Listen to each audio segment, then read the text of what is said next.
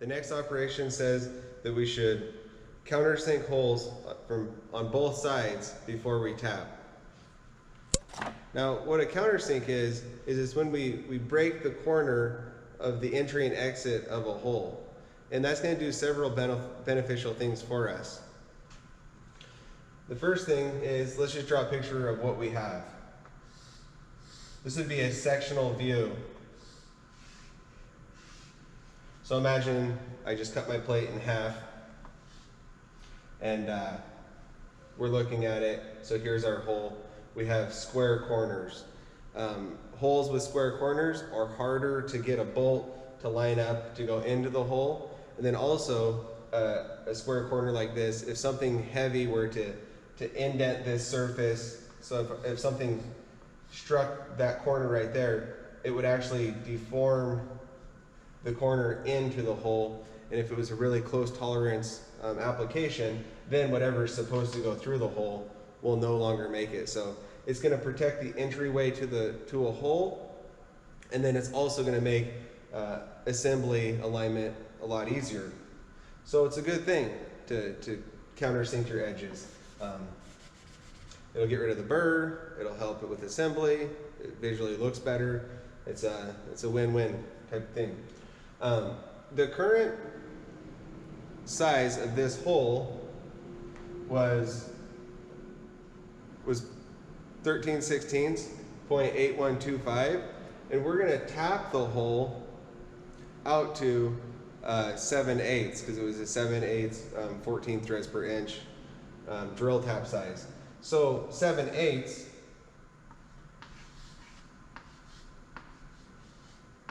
is an 875 diameter.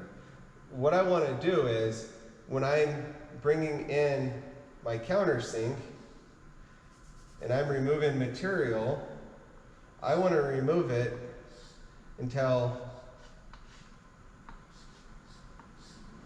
the distance across my new opening of my countersink is slightly greater than 7/8 of an inch. If I was using a pair of calipers to check it, maybe when I measured across and I saw a 0.900, I would call that good. And what that's going to do is, of course, we'll be doing the top and the bottom of the plate because that's what the instructions said to do. The print says is now when our threads start here,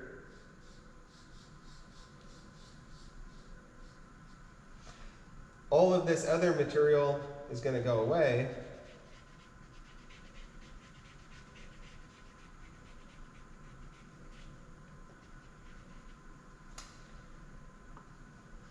And then we're going to have a nice round protected threaded hole. If you thread a hole and it has a sharp corner, what you will see is, because the thread is a helix and it's screwing itself into the plate, you're going to have a very, very ugly hole entry. You'll see it at some point during your time working on these projects. You'll get a chance to see what that looks like if you forget to countersink your hole. So we're going to countersink to slightly greater than our nominal size of our tap. If I had a half-inch tap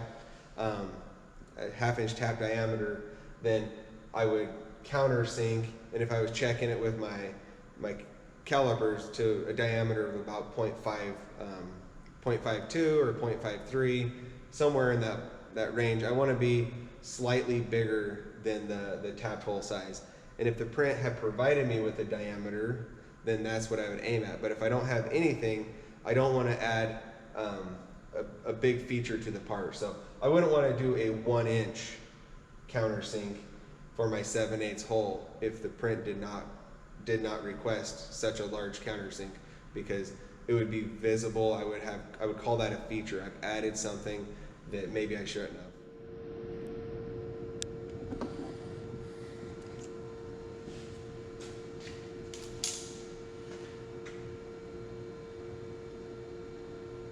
I'm back here at the machine.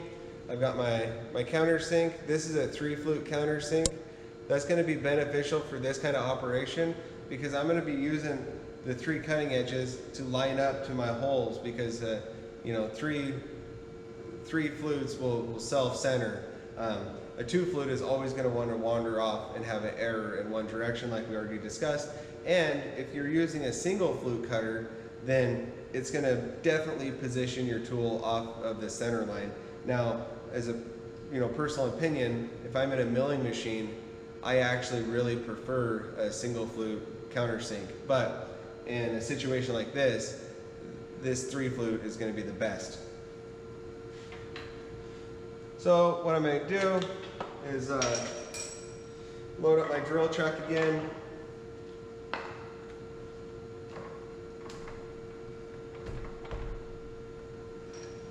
Take out my little centering tool.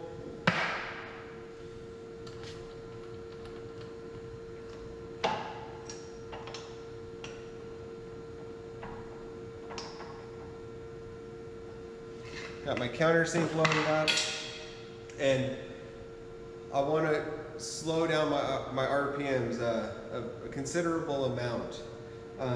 What happens if you don't decrease your RPMs with a manual machine like this one is you're going to lower the spindle, and when the tool makes contact, one of those flutes, cutting edges, is going to touch before the others, and it's going to slightly bounce the tool up, and then you're going to come back down and you're going to have an uneven pressure, and you're going to start a wave, a frequency of you moving up and down like this. I'm exaggerating a lot. You're not going to even know that it's happening, but it's going to be happening, and the surface will have this shimmer type appearance to it. That's going to happen if we're at a high RPM. If we're at a low RPM, when we touch and it sends out a little bit of feedback and the spindle wants to move up, the rate at which all this is taking place, if we're only going, let's say, 80 RPMs or 60 RPMs, is so insignificant that we can end up with a smooth countersink. So keep that in mind, that a lot of times if you have chatter in our manual machining equipment, what we will usually do is decrease the RPM, sometimes to a very, very dramatic level. But we're talking about high-speed steel, we're not talking about carbide, and we're also still talking about manual equipment. If I look at my gearbox here, I do have a 60. I'm going to be in A, 1, and C. So I'm in C, I'm in 1. All that I have to do is go from the B position over to the A. And I believe I'm in gear. So I'm going to turn the spindle on and off. And that looks like 60 RPMs. Now I know I'm already lined up over this hole, so I'm going to go ahead and just leave it be and countersink the first hole. Now I'm going to be just removing a little bit of material. So I went ahead and I oiled all the hole locations, just one and done. When I touch off, I'm not going to spend very much time in the cut, and I'm not going to be pushing down very hard. To go from 0.8125 out to a diameter of, I said about 0.900, that corner is going to go away quick, and it's going to increase, the diameter will increase rapidly. This is a fine thread. If I was doing a 1-inch 8 thread, then I would have a lot more material that I would need to remove, because I would have a smaller pre-drill, tap drill size hole in relation to the outside diameter.